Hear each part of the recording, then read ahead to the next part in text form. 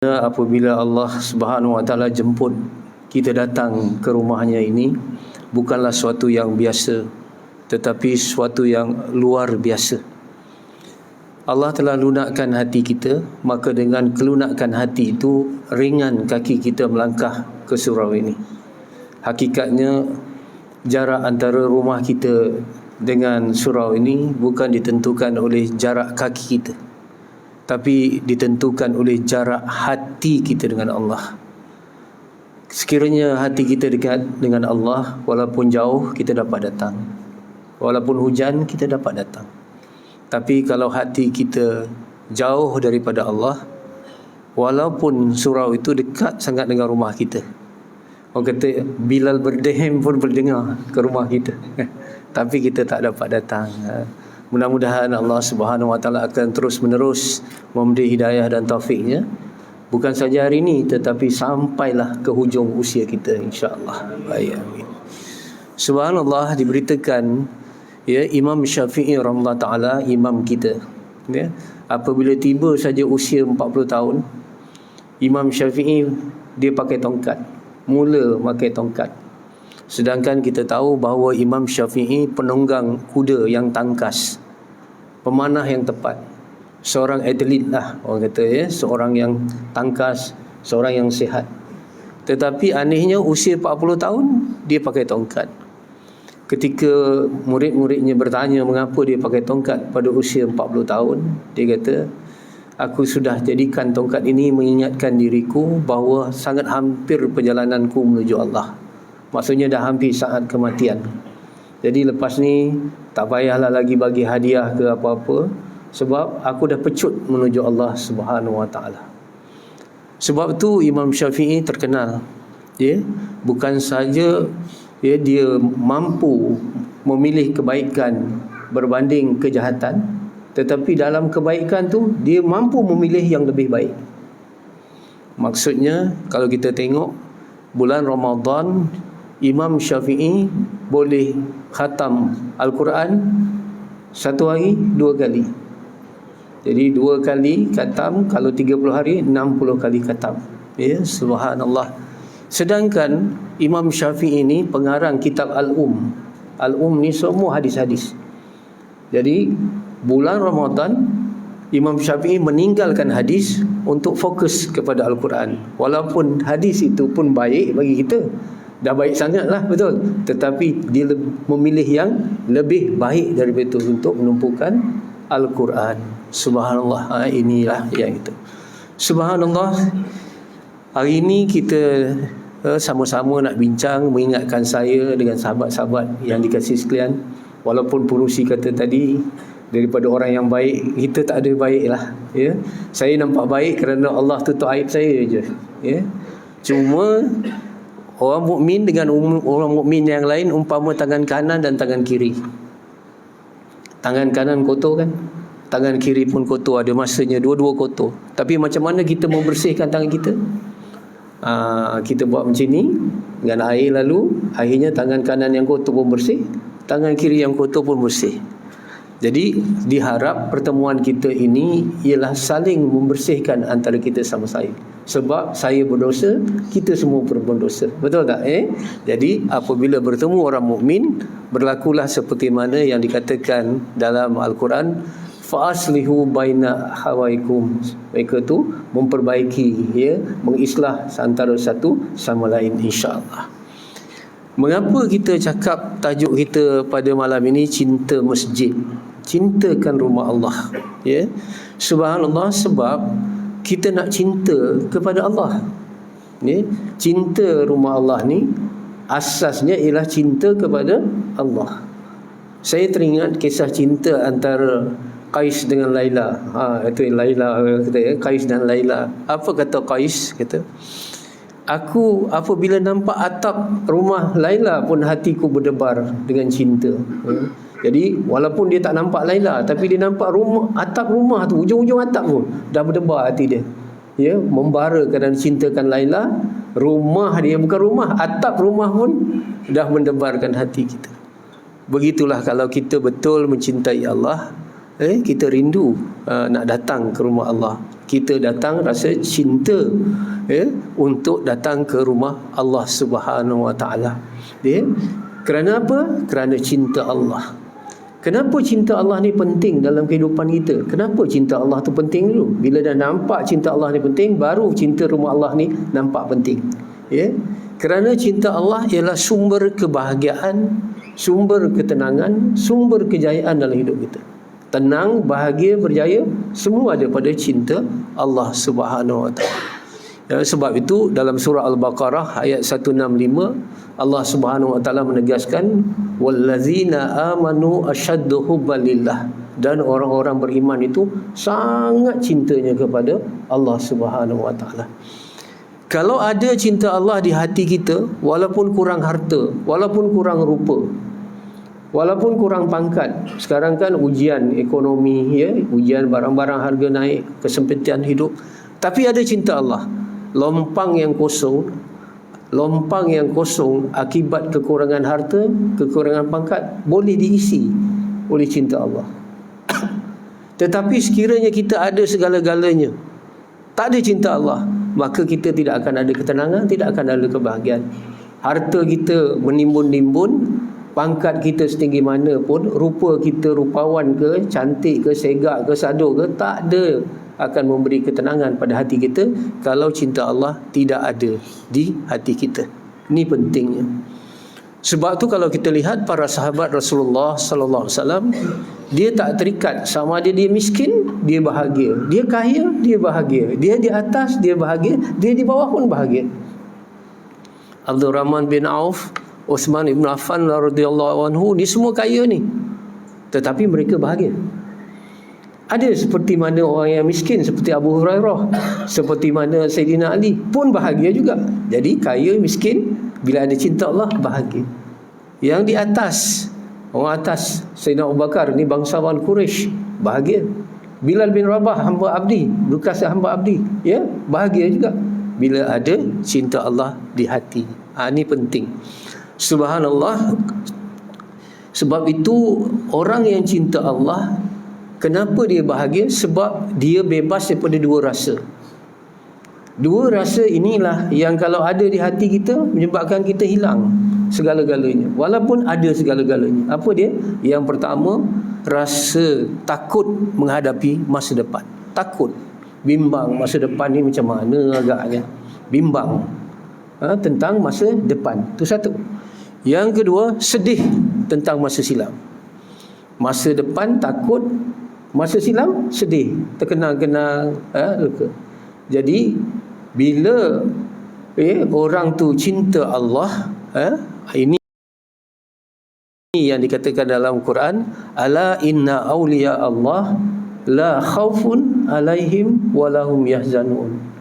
Ketahuilah sesungguhnya wali-wali Allah, kekasih-kekasih Allah tu, la khaufun, tidak ada rasa takut tentang masa depan, dan tidak ada rasa duka cita pada masa silam.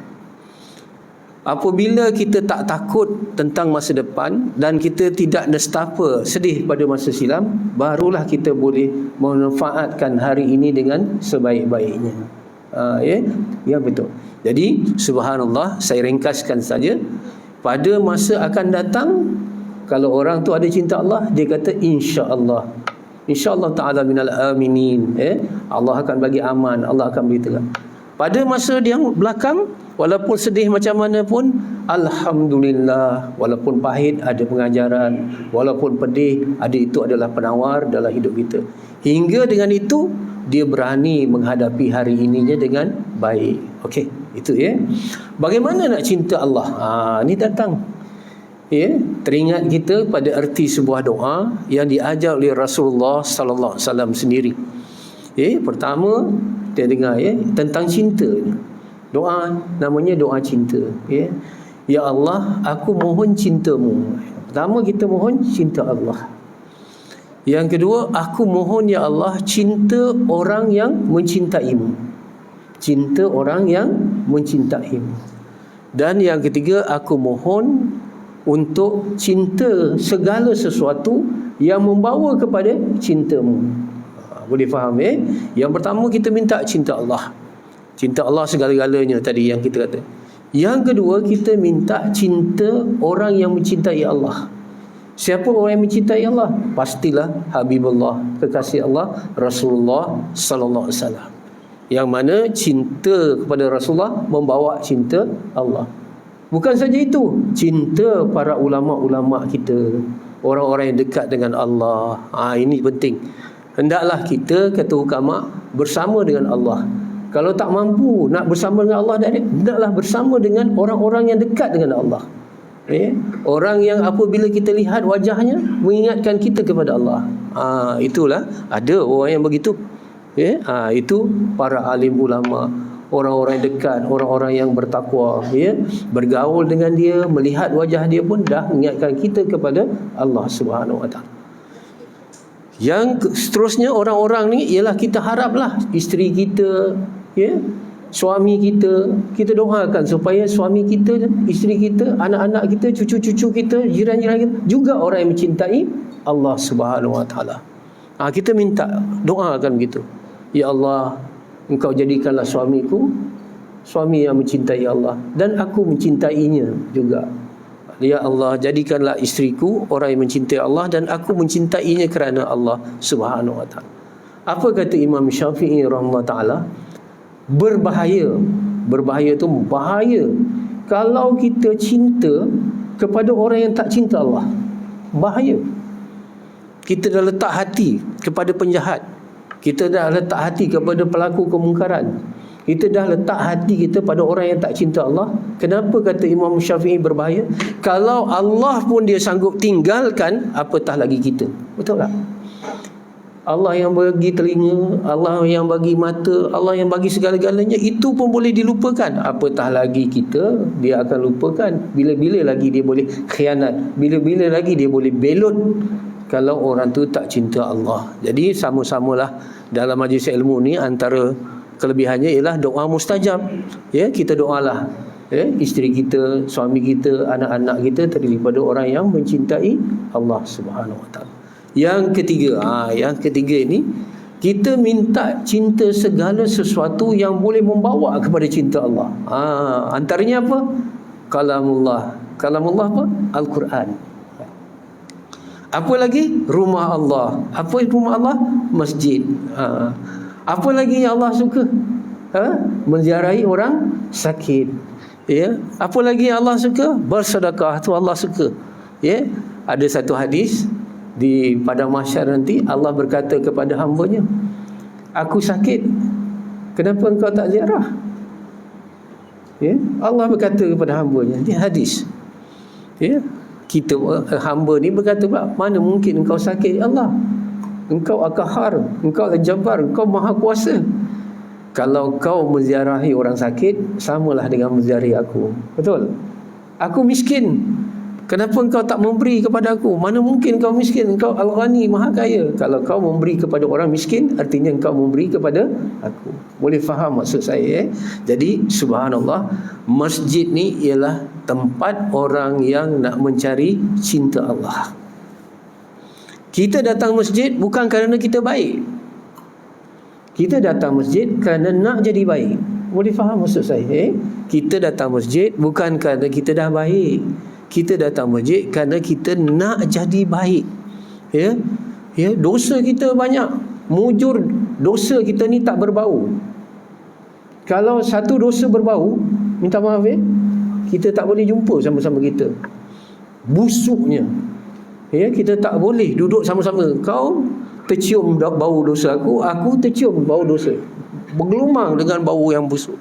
Cuma Allah tutup aib kita macam ni. Jadi kita datang ke masjid ni adalah untuk subhanallah, satu langkah kita menuju masjid, satu pahala diberi, satu darjat ditingkatkan, satu dosa diampunkan kita kepada Allah. Jadi tolong niat kita datang ke masjid bukan kerana kita baik, tetapi kerana kita nak menjadi seorang yang baik. Apa dia masjid? Masjid ni dia berperkataan sujud, itu saja. Jadi masjid tempat sujud, itu dari segi bahasa. Sujud ni sangat penting. Sujud ni sangat penting. untuk akrab dengan Allah. Sebab tu dalam Quran dia kata wasjud waqtarib. Wasjud waqtarib artinya sujud dan mendekatlah. Kerana saat seorang hamba paling hampir dengan Allah bila? Ketika dia sujud. Ketika dia sujud, dia melunturkan, meleburkan ego dirinya dan sebagainya. Tak kira lah engkau bangsawan, engkau hartawan, engkau negarawan, datang masjid, sujud tempat orang kaki pijak. Betul?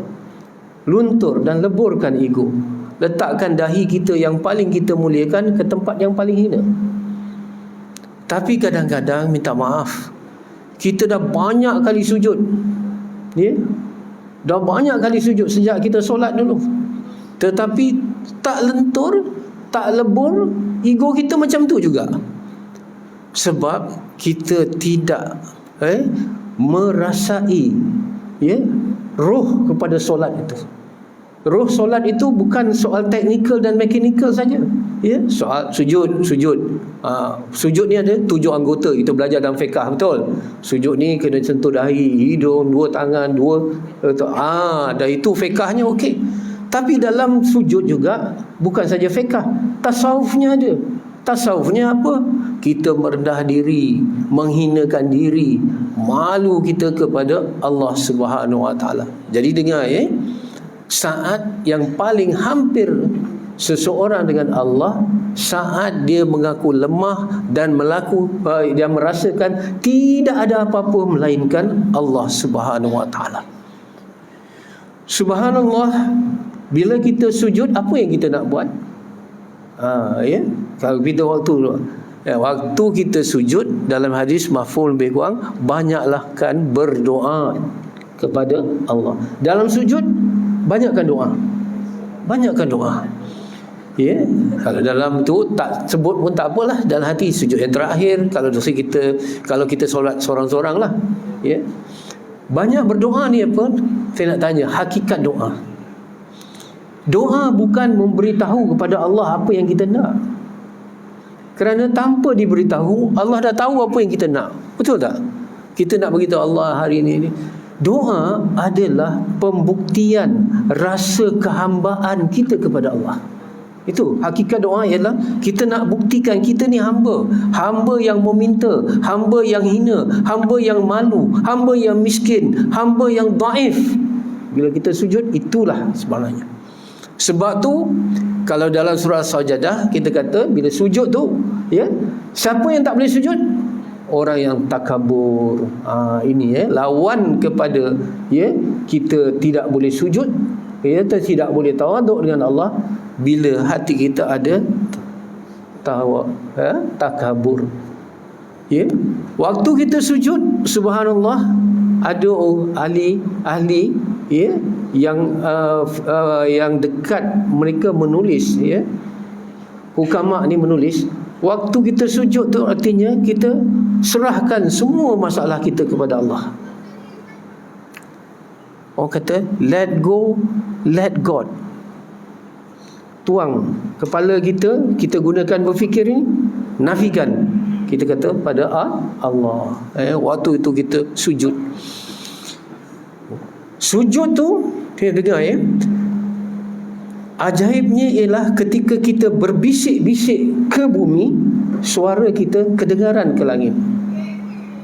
Sebab itu, subhanallah, Allah akan memberi bantuan, Allah akan memberi kekuatan apabila kita mengaku lemah di hadapan Allah. Sebab itu saya ingin tegaskan, orang yang paling kuat ialah orang yang mengaku lemah di hadapan Allah, iaitu ketika dia sujud. Waktu itu dia kuat. Sebab tu jarak antara masalah kita dan jalan penyelesaiannya, dengar jarak antara masalah kita dengan jalan penyelesaiannya hanya jarak antara dahi kita dengan tempat sujud. Dekat tak? Dekat. Saya pernah pergi ke satu syarikat besar, orang Melayu punya, orang Islam, terkenal, banyak bagi zakat. Dia ada surau dalam tempat perniagaan tu, dia kata, ditulis depan ni, jarak antara masalah kita dan jalan penyelesaiannya hanya antara jarak dahi kita dengan tempat sujud. Banyak sujud. Rasulullah sallallahu alaihi wasallam ketika naik kenderaan ke, ketika berjalan, ada orang bagi tahu musibah yang menimpa dirinya ataupun musibahlah yang menimpa sahabat-sahabat ke, saudara-saudari. Terus Rasulullah turun daripada unta, terus solat dan sujud. Ya.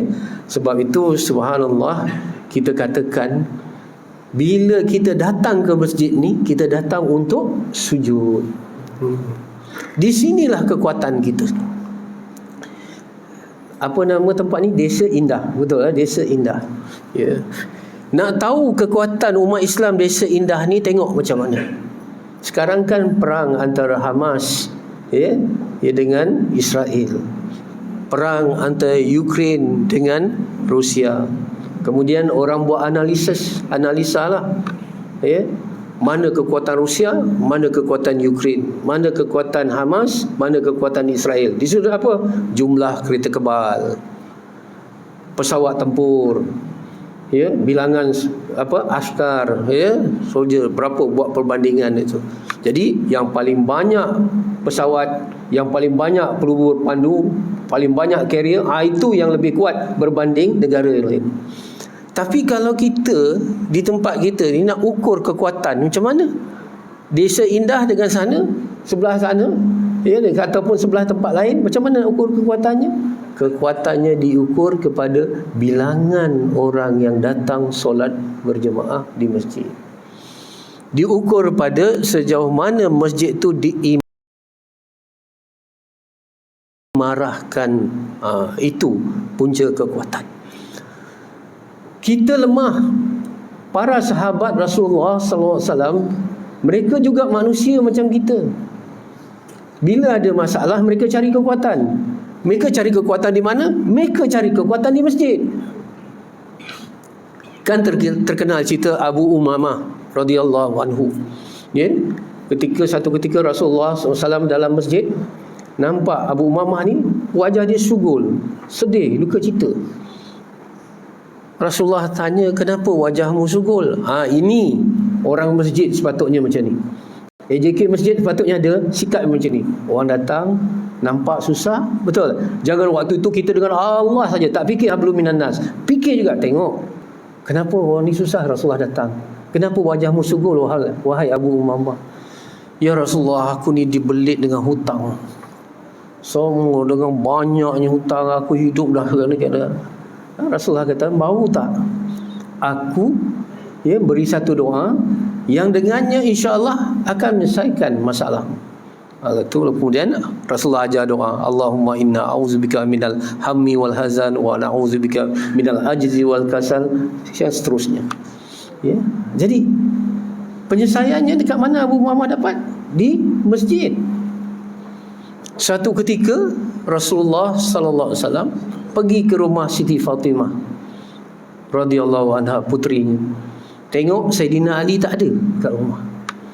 Dan Rasulullah sallallahu alaihi wasallam tahu daripada wajah Siti Fatimah ada berlaku perselisihan antara mereka. Orang dalam rumah tangga mesti berlaku bergaduh. Tak ada yang tak bergaduh. Betul. Yang paling mampu menyakiti hati kita dengan sebenar-benarnya siapa? Orang yang paling kita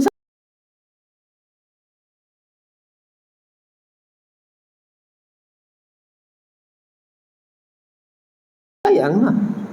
Betul. Ini yang boleh, kalau orang lain yang kalau kenal satu hari dua hari, dia kecam kita, tak ada masalah. Ini tidur sebantal dengan kita dan sebagainya. Kalau dia sakitkan hati kita, ya Allah, orang kata, istilah kata deep lah sekarang ni, sakit sangat. Rasulullah SAW tahu kat mana nak cari Sayyidina Ali. Ini kisah ni menunjukkan bapa mentua dengan anak menantu memang akrab. Rasulullah cari kat mana? Cari kat masjid. Mesti jumpa kat masjid. Sayyidina Ali sedang tidur. Waktu itulah kata dalam riwayat, muka Sayyidina Ali tu diseliputi pasir. Sebab masjid zaman Rasulullah SAW, jangan fikir macam kita ada aircon, ada permainan ni, tidak. Dia macam kadang-kadang pelepah tamar begitu saja, kawasan tu dikepung saja begitu, di lantainya ialah apa? Pasir dan sebagainya. Jadi Sayyidina Ali tidur situ. Rasulullah usap mukanya. Itu juga ya, Sayyidina Ali dikenal sebagai nama Abu Turab, ya, bapa pada pasir yang daripada situ. Subhanallah. Begitu juga kalau kita tengok, ya, pernah Ibnu Abbas duduk di masjid 10 terakhir, ya, iktikaf 10 terakhir bulan Ramadan. Datang seorang, ya, dengan wajah sugul juga. Ibnu Abbas tanya, kenapa sugul? Patut hari ini bayar hutang, dia deadline dah, janji, tapi tak dapat bayar hutang sebab tu susah hati. Ini zaman sahabat dululah. Orang kita tak dapat bayar hutang, susah hati. Kita ni yang susah hati orang yang bagi hutang susah hati, ya? Subhanallah, ya, susah hati. Ibnu Abbas kata, dah tempohnya ada. Kata Ibnu Abbas, aku jadi penjamin. Aku boleh jumpa orang yang kamu berhutang dengannya, minta tangguh, boleh lah. Ui, lelaki ni sonok lah. Sebab Ibnu Abbas ni terkenal, dia ahli bait, orang yang ada kedudukan. Kalau dia jamin, sonok lah. Jadi Ibnu Abbas pun turun daripada masjid Nabawi waktu tu, ya. Sahabat-sahabat yang sama dengan itikaf dengan dia kata, apa kamu turun? Kalau keluar batal lah. Kan itikaf tu mereka sepenuh masa. Jadi kalau keluar tu batal lah, ya. Apa Ibnu Abbas kata? Dia berdiri, kemudian dia tunjuk di belakang, mengalirkan air mata dia. Dia kata, aku dengar daripada orang yang jasadnya ada di belakang, dia tunjuk makam Rasulullah sallallahu alaihi wasallam. Dia membantu menyelesaikan masalah seorang muslim lebih baik daripada 10 tahun iktikaf. Ini menunjukkan, subhanallah, kita bukan saja akrab dengan Allah, tapi kita kena intim dengan manusia. Boleh faham maksud saya? Ini. Jadi cukuplah saya katakan tadi, masjid ni satu tempat yang baik. Tempat kita mencari kebaikan, tempat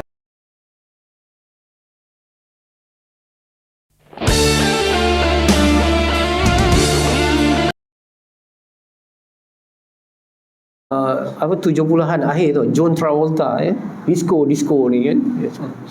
Ada sahabat saya, dia kata dulu dia memang kaki disco ni. Jadi kalau dia bermula daripada Kuala Lumpur tu, disco ini mula sampai daripada pukul ini, kemudian daripada pukul ni pergi disco lain pula. Sama, muka jumpa sama juga. Boleh faham, ya? Jadi, muka ini jumpa tadi, besok minggu depan muka ni juga. Jadi mudah-mudahan kita orang yang wajahnya selalu berada di masjid. Itu kita harap.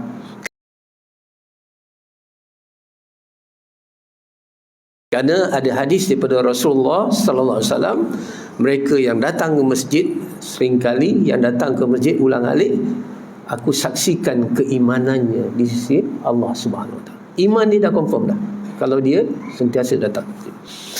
Okey, bagaimana kita nak makmurkan masjid, mengimarahkan masjid? Apa maksud imarah? Dia ada dua. Satu, menghidupkan. Yang kedua, menggerakkan. Kalau kita kata imarah tu artinya kita menghidupkan, kita menggerakkan. Okey, menggerakkan dan mengimarahkan masjid ni, saya nak tanya betul-betul ni supaya kita jangan tersilap. AJK nanti kalau dilantikkan yang baru jangan tersilap. Marilah kita imarahkan masjid. Dengan apa? Permaidani yang begini, dengan sistem PA yang canggih, dengan ini, itu, ini. Mengimarahkan masjid dengan menggerakkan masjid kepada apa? Amalan-amalan masjid. Itu dia. Bukan pada perkara-perkara lahiriah. Walaupun perkara-perkara lahiriah tu tak salah. Ada kapet yang bagus, ada aircon yang selesa, ada tandas yang bersih, betul, tak salah.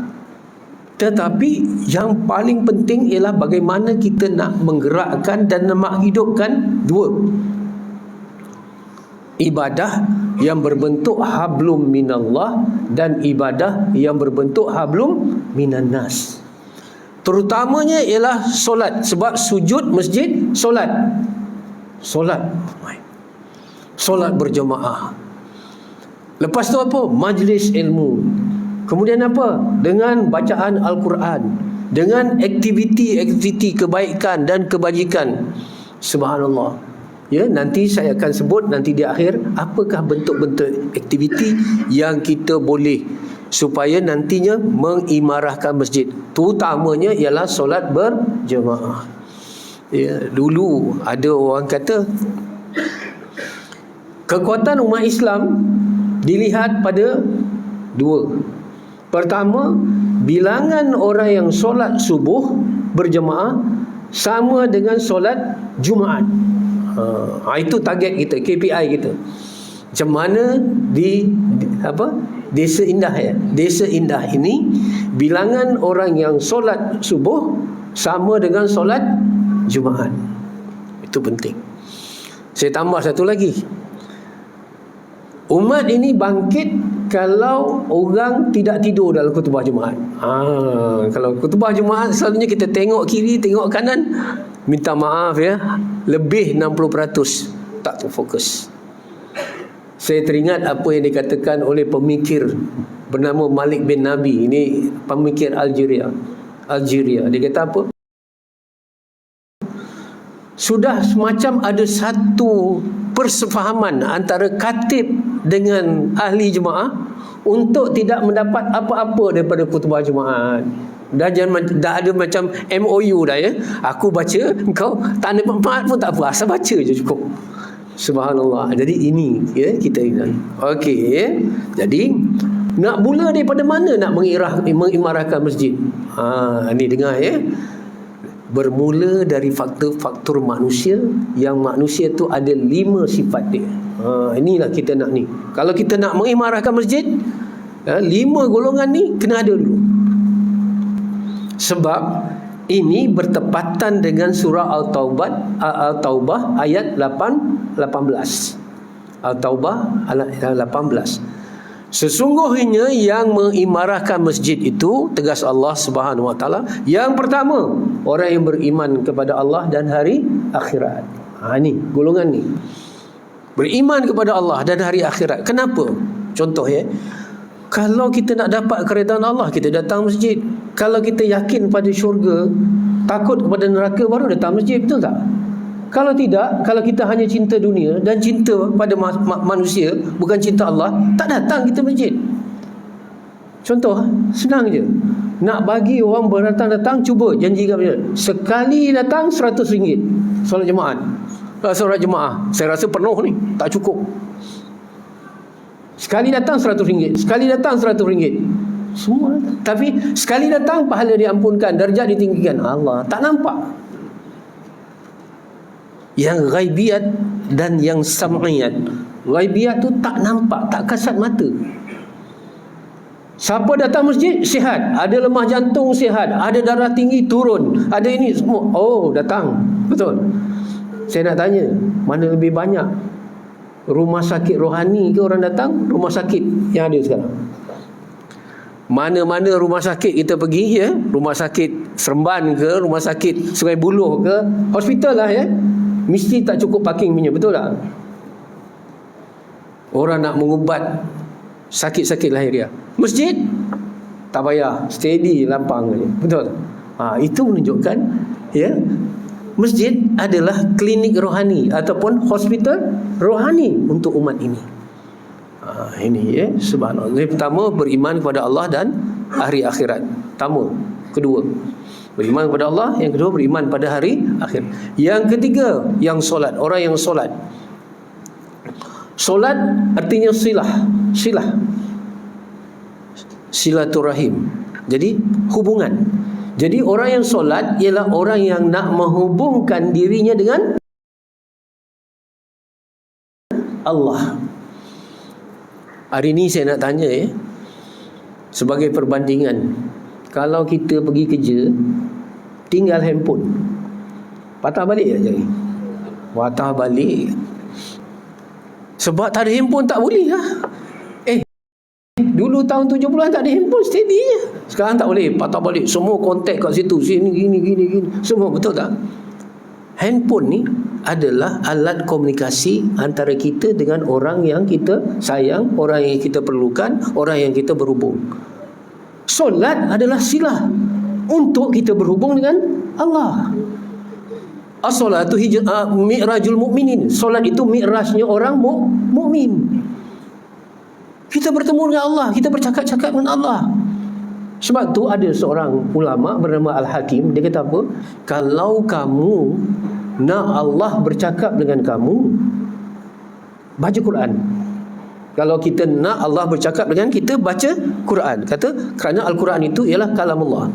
Kalau kamu pula nak bercakap dengan Allah, dirikan solat. Betul? Solat ialah waktu kita bercakap-cakap dengan Allah.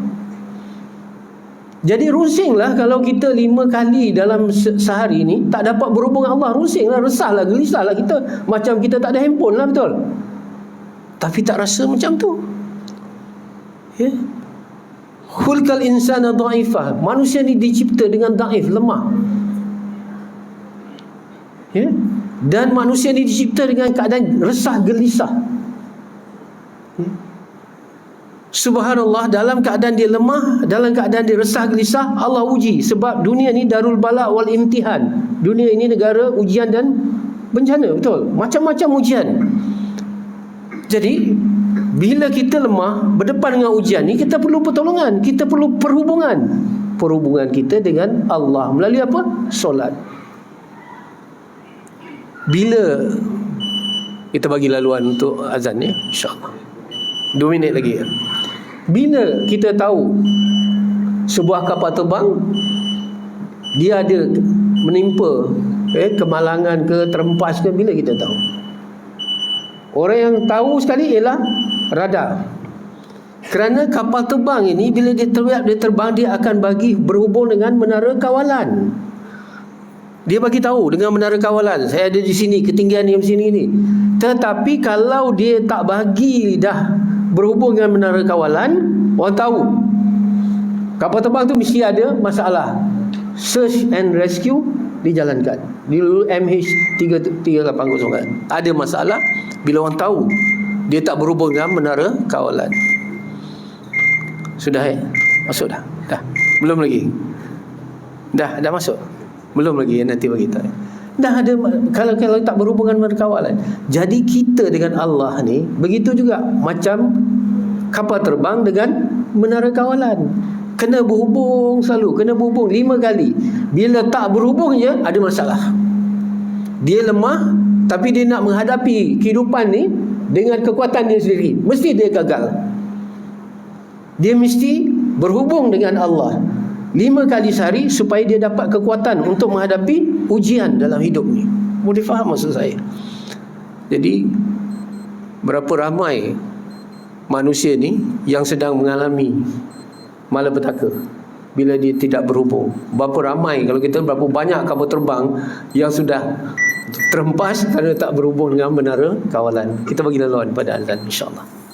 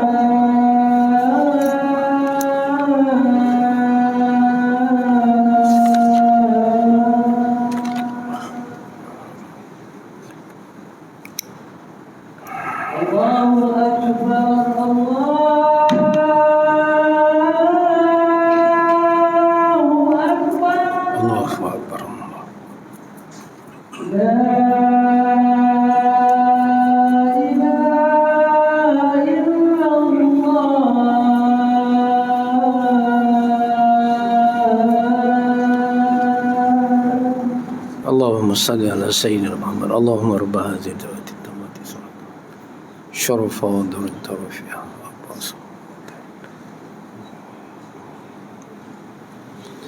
Allahumma salli ala sayyidina Muhammad. Orang yang solat dia akan datang masjid. Solat adalah zikir yang paling besar. Ya. Sebelum zikir subhanallah, alhamdulillah, sebelum zikir-zikir secara orang kata yang diijazahkan oleh guru-guru kita dan sebagainya, tapi zikir yang paling besar ialah solat. Dalam surah Taha Allah Subhanahu wa taala menegaskan wa aqimus solata li zikri, dan dirikanlah solat untuk mengingatiku. Jadi orang yang solat saja datang ke masjid, dan solat ini adalah zikir yang paling besar. Dan kata ulama, zikir kepada manusia seperti mana air pada ikan. Kalau tak ada air, ikan akan mati.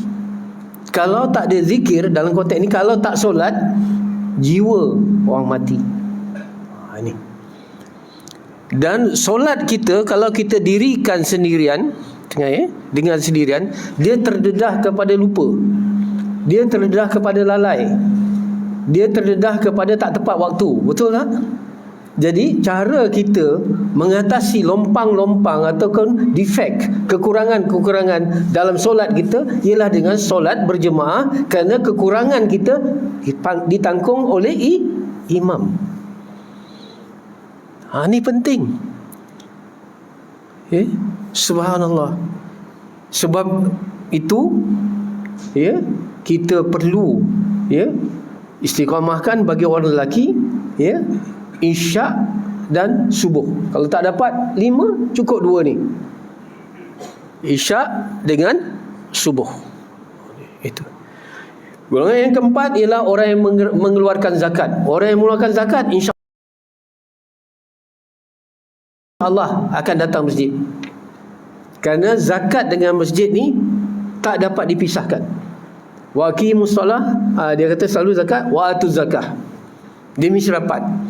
Macam kalau dalam Quran yang selalu dirakatkan, dunia dan akhirat rapat. Redha Allah dengan redha ibu bapa, rapat. Amar ma'ruf nahi mungkar, rapat. Solat dengan zakat, rapat dalam Quran. Sering disebut beriringan. Jadi insya-Allah orang yang mendirikan membayar zakat, insya-Allah dia solat. Orang yang solat akan laksanakan zakat. Punca penceraian, satu ketika saya duduk dalam forum kekeluargaan, seorang tu dia dedahkan satu fakta. Punca penceraian, kadang-kadang orang tak tahu kenapa dia bercerai. Tapi orang yang ada ilmu dia tanya. Dua je. Satu tak solat, satu tak bayar zakat. Ni kena jaga. Walaupun dia tak ada berkaitan dengan suami isteri dan sebagainya, tapi putus hubungan dengan Allah, putus hubungan sama manusia. Boleh faham maksud saya? Nak menyatukan kayu dengan kayu, guna paku. Nak satukan batu dengan batu, guna simen. Nak satukan hati suami dengan hati isteri, apa? Iman kepada Allah. Dan iman ini disuburkan dengan apa? Dengan solat. Sebab bila tak solat, iman akan goyah. Bila iman goyah, berpisah pun terjadi. Zakat pun. Ini penting. Ya, okey.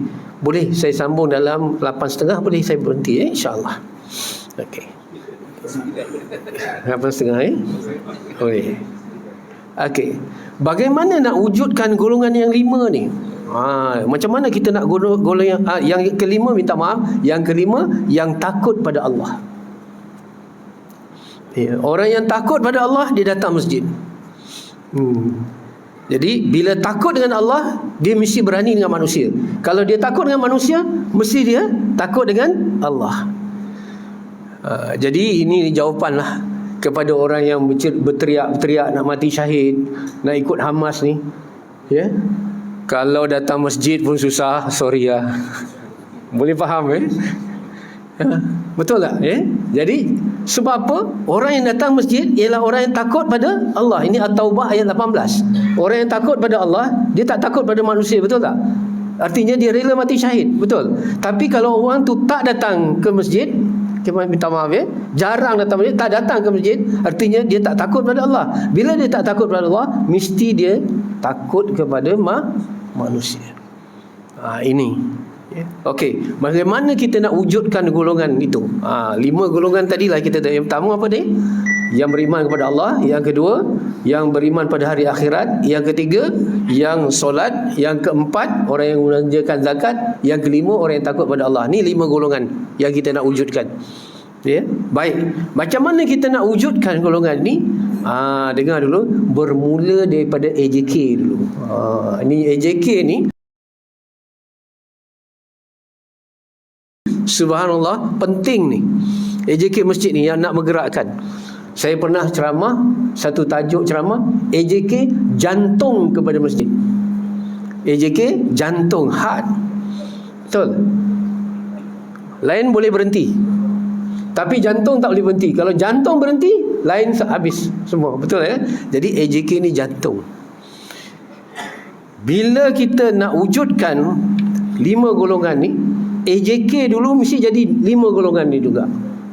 Orang yang beriman kepada Allah, orang yang istiqamah datang masjid dan sebagainya. Ya. Dulu, minta maaf terkenal kalau ada jam besar, satu jam besar didermakan oleh hartawan ke, nama tulis bawah. Jam ini didermakan ni. Orangnya tak ada, namanya ada. Boleh faham Ini AJK ada nama sini, nama gambar ni ada je. Tak ada, orangnya tak ada. Jadi mesti AJK dulu yang istiqamah menghidupkan masjid, insya-Allah. Ni penting. Itu yang dikatakan in order to deliver the message, be the message. Ni dalam bahasa Inggeris dengan izin. Kalau kita nak sampaikan satu message, kita sendiri jadi message tu. Macam Rasulullah sallallahu alaihi wasallam nak sampaikan ayat Quran, yang 114 surah tu, yang 6236 ayat tu, yang 30 juz tu, Rasulullah sendiri jadi Al-Quran. Boleh faham Bila Rasulullah sendiri jadi Al-Quran, orang akan tertarik. Sebab dengar manusia ni lebih percaya mata berbanding telinga.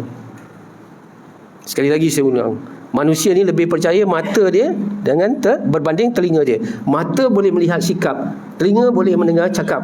Betul? Manusia ni lebih percaya apa yang dilihat dengan apa yang didengar. Betul? Kalau kita dengar masjid bagus, tapi tak ada dalam bentuk sikap. Dalam Islam dia kata lisanul hal lebih fasih daripada lisanul maqal. Betul? Action speak louder than words. Betul ya? Nah, inilah. Jadi AJK masjid dulu mesti beramal dengan Quran. Lantiklah AJK yang committed dengan ini. InsyaAllah. Okay? Dan AJK ni jadikan satu dorongan. Bila terlantik, ada satu segan kalau tak datang. Itu juga bagus. Rasa malu tu menyebabkan kita datang. Bukan kerana kita datang malu pada manusia, kerana Allah. Tetapi itu satu dorongan untuk kita, aku dah pegang amanah ni, kalau aku tak datang, apa pula? Ini khianat ni. Jadi dia ada satu kekuatan. Itu. Yang kedua, yang saya fikir, ajak orang ke masjid ni dengan akhlak. Biar orang nampak kesan orang yang datang masjid tu berbeza akhlaknya dengan orang yang tak datang masjid. Boleh faham maksud saya? Saya pernah dengar satu ceramah daripada dulu Mufti Yahya Hashim Yahya. Dia kata seorang isteri telefon dia, Tuan Haji, tak tahulah, suami saya ni rajin pergi masjid, istiqamah pergi masjid gini-gini, tapi silap sikit tangan, silap sikit kaki. Orang tertarik ke nak datang masjid? Isteri dia pun tak tertarik. Biarlah orang yang datang masjid ni, dia dapat lahirkan akhlak yang memikat. Ini rajin datang masjid, tapi kalau dalam taman ada kereta sebelah, terlebih sikit depan gate dia, monjoret begitu.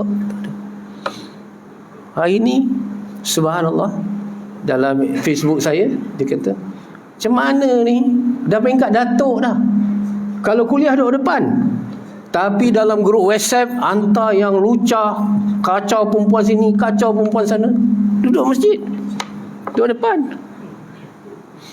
Sorry bukan sini tapi dalam grup WhatsApp dia lah mengacau sini, mengacau ni. Kan ada lagi perempuan kadang-kadang yang ada tadi Imam Syafi'i 40 tahun dah serius dah, kita 60 tahun tak masuk dia lagi, masih lagi merenyeh sini, merenyeh sana, usik sini, usik sana dan sebagainya. Banyak masa sangat ke? Kalau kita tak dapat buat baik, jangan buat jahat, betul tak? Ini paparkan akhlak. Ini penting.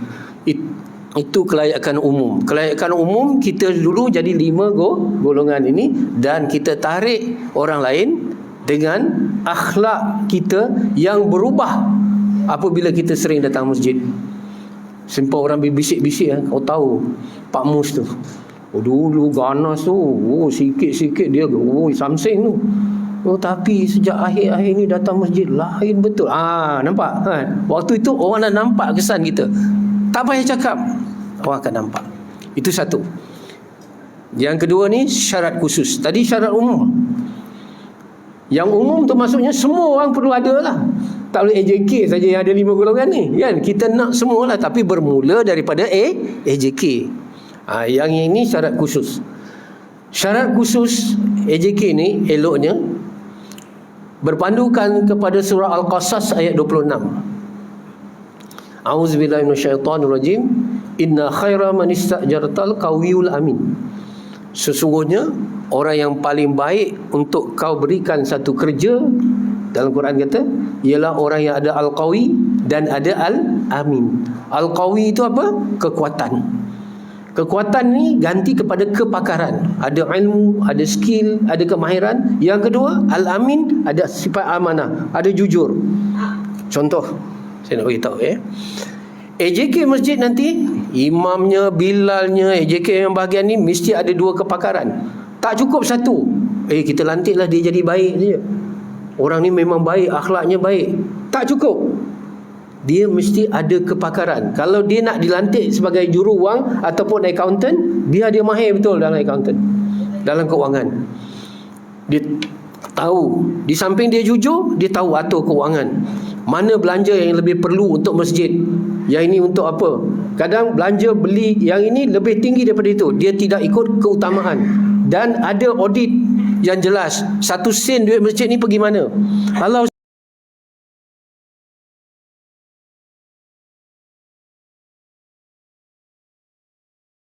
Ustaz, duit masjid Ustaz, bukan duit bank. Masjid lagi kena jaga sebab ini rumah Allah. Boleh faham ya? Jangan sampai orang mempertikaikan. Tengok kutipan 9,000 tiap-tiap minggu, betul? Tapi tengok perbelanjaan mana ni pergi ni. Kena tengok dari segi kewangan. Bila bahagian pembangunan kata, dia dah tahu dah macam mana nak dapat bahan yang paling berkualiti tapi harga yang paling kompetitif. Contoh, dia dah tahu dah. Bukan masjid, asal masjid pergi buatkan bahagian ni bata ikutlah sebagai orang. Dia pun tak ada. Kalau buat rumah dia teliti. Tapi buat rumah masjid dia tak teliti. Salah. Mesti teliti.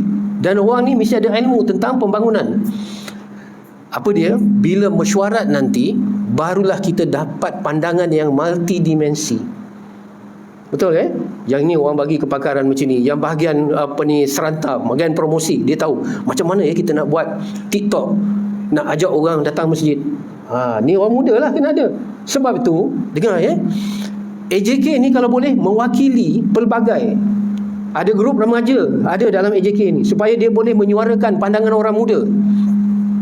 Macam mana nak tarik orang datang ke masjid. Betul? Dan sebagainya. Dan imam-imam perlu dihantar untuk belajar intonasi suara, body language ketika memberi ceramah ke khutbah dan sebagainya. Tingkatkan kemahiran. Ini saya pernah dengar pengumuman. Dengar kalau pengumuman macam ni, anda nak datang ke? Ni malam Jumaat nak baca Yasin. Siapa yang nak layan TV tu baliklah rumah. Siapa nak itu? Kalau macam tu orang tak datang. Dia punya perli tu, dia punya ni, subhanallah, biar. Ada pula datang masa korban kan, datang kan makan. Bila nak makan baru nampak muka masjid AJK. Cakap. Kupon korban, dia bagi dia punya klik-klik je. Orang ini kita tengok bila orang tu sakit, orang tu nak sakit, orang pun panggil lah baca Yasin. Bila bapak sakit baru tahu nak panggil orang masjid. Sinis. Sepatutnya walaupun dia tak pernah datang masjid, tiba ayah dia sakit, waktu itulah kita datang. Waktu itulah kita tunjuk akhlak kita. Mana boleh boikot. Boleh faham maksud saya Ini yang penting Dan aktiviti-aktiviti menarik orang ramai ni mesti melibatkan semua golongan dan pelbagai. Jangan kuliah saja semata-mata. Tengok mesti aktiviti sukan ada. Saidina Umar dalam buku Islamic Management dia kata, kalau aku pergi ke satu tempat, aku tengok mana masjid dan mana tempat permainan bagi remaja. Selalunya aku akan dekatkan masjid dengan tempat permainan. Boleh faham Dia main bola azan, dia datang. Kita dah tahu grup tua ni macam mana nak datang. Orang tua ni buat pemeriksaan kesihatan. Atau nenek-nenek ujung minggu ni kita panggil doktor, kita buat tengok BP macam mana, ini. Panggil orang yang tahu tai chi, buat tai chi. Bagi yang tua-tua ni buat tai chi pelan-pelan, orang datang lah. Lepas tu kita bubur sikit. Nasihat ni untuk apa, ibadat, sebab kita ini. Masukkan sikit, betul tak? Zumba tak payahlah.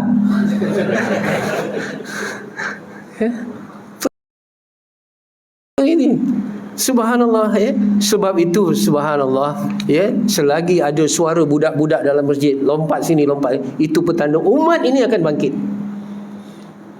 Umat ni akan bangkit. Kalau ini kata Muhammad Al-Fatih, kalau ada lagi terdengar teriakan budak-budak bermain di dalam masjid, itu petunjuk umat ini akan bangkit. Kalau tidak, tak boleh. Rumah kena marah, dia bising. Datang masjid dia bising, kena marah. Akhirnya marempil lah. Tengah jalan tak ada orang bising. Betul. Kita bagi. Alhamdulillah sekarang banyak tempat masjid-masjid saya nampak dah ada tempat khusus bagi budak-budak. Kalau kuliah dah ada seorang yang diberi upah untuk jaga budak-budak masa kuliah. Anak-anak semua. Ini penting. Subhanallah. Jadi akhirnya masjid mestilah menjadi zone of peace and naturality. di masjid. Saya baru ni cakap dengan Ustaz Herianto, kenal ya Ustaz Harry nama dia. Dia kata kalau di masjid pun kita tak boleh satu, kita bergaduh, kat mana lagi kita nak damai ni? Kat mana kita nak damai? Kalau kat masjid pun gaduh, maksudnya dekat mana lagi? Jadi masjid, minta maaf ya, mesti bebas daripada warna. Walaupun kita pegang warna ini, datang masjid clear. Boleh faham ya?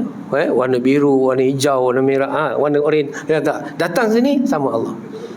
Tak apa, pegang tak apa, pegang itu ijtihad dan politik tak apa. Dan kalau saya contoh ya, saya pernah duduk dalam satu ceramah, sini satu kumpulan gitu. Orang tak datang ceramah dah. Bapa aku datang, aku kena berdaya lah. Tak apa. Jangan kata ini salah, jangan kata ini betul, jangan kata ini hitam, jangan kata ini putih, suluh saja. Boleh faham Jangan kata ini hitam, ini putih, jangan. Bagi ilmu suluh. Dia suluh sendiri. Dia suluh, dia tahu ini hitam, dia tahu ini putih. Boleh faham Di masjid. Kalau di luar tak apalah. Tak kisah. Tapi masjid mesti natural. Ini penting. Jangan bergaduh. Backstabbing, backbiting ni, umpat sini, umpat keji dan sebagainya, jangan. Terpilih, tak terpilih terus datang masjid. Pernah satu ketika tu, dia pengurusi, tak terpilih tahun tu. Bila-bila duduk jauh-jauh dah. Orang kata, Pak Ji datanglah sini Pak Ji. Yelah, orang dah tak suka kita, apa nak buat? Itu boleh faham Tak payah merajuk, betul apa pilih, tak pilih, sudah. Jadi kita datang tinggalkan politik kepartian. Lagi satu ni, apa? Bangsa-bangsa ni. Ataupun suku-suku, kalau Negeri Sembilan lah kan. Tapi dia suku-suku tak ada lah. Ini Bangla, ini Indon, tak. Bila datang masjid, dia sahabat kita. Ada saya tengok, minta maaf masa bagi daging korban ni, jangan bagi, itu Bangla tu memang, padahal itu yang diperlukan. Kita bagi pada siapa? Buat kenduri, daging, bagi apa?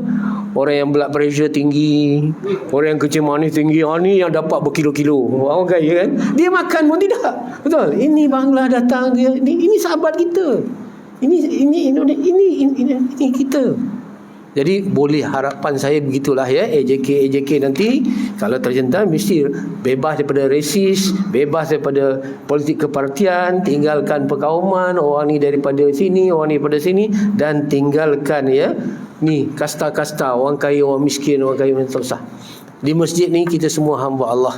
Mudah-mudahan insya-Allah kita akan dapat satukan umat ini insya-Allah. Saya tak katakan ni tak boleh berjuang untuk parti dan sebagainya, tidak. Buat berjuanglah di tempatnya, tapi di masjid ni orang kata zone of peace. Zone yang aman dan natural insya-Allah. Cakap tentang kebenaran, tidak. Boleh berpolitik dalam masjid, tapi bukan politik kepartian. Politik kepartian. Sebab Islam tu sendiri ada ajaran politik. Sebab itu khalifah-khalifah dulu semuanya dilantik dalam masjid. Rasulullah terima tetamu duta-duta luar negeri di masjid. Para tawanan pun diikat di masjid dulu. Supaya nampak orang Islam macam mana solat, macam mana orang Islam bergaul. Para tawanan ni dia tengok aja. Subhanallah. Jadi indah masjid tu, jadi one stop center. Macam masjid di Turki. Kalau kita tengok sebagai akhir, di Turki masjid itulah masjid Hablum Minallah. Di situlah pusat pendidikan, di situlah ada perpustakaan, di situlah ada dapur untuk memberi makan, di situlah hospital, di situlah ketenteraan, di situlah parlimen ataupun persidangan di kalangan pemimpin-pemimpin di Turki. Tengoklah masjid yang kita tengok, Blue Mosque ke atau masjid Muhammad Al-Fatih ke dan sebagainya, sama semua. Semua ada tempat dapur yang besar, tempat simpan senjata, tempat tempat pendidikan anak-anak, semua ada. Hospital, semua tu. Subhanallah, hebat jadi one stop center. Wabihi wallahu alam. Saya mohon ampun dan maaf Bukan sekiranya ada, pasti ada kekurangan daripada apa yang saya cakap ni, kesilapan. Minta maaf, ini kali pertama saya datang. Mudah-mudahan yang saya katakan tadi, kalau menggurus hati, ampunkanlah.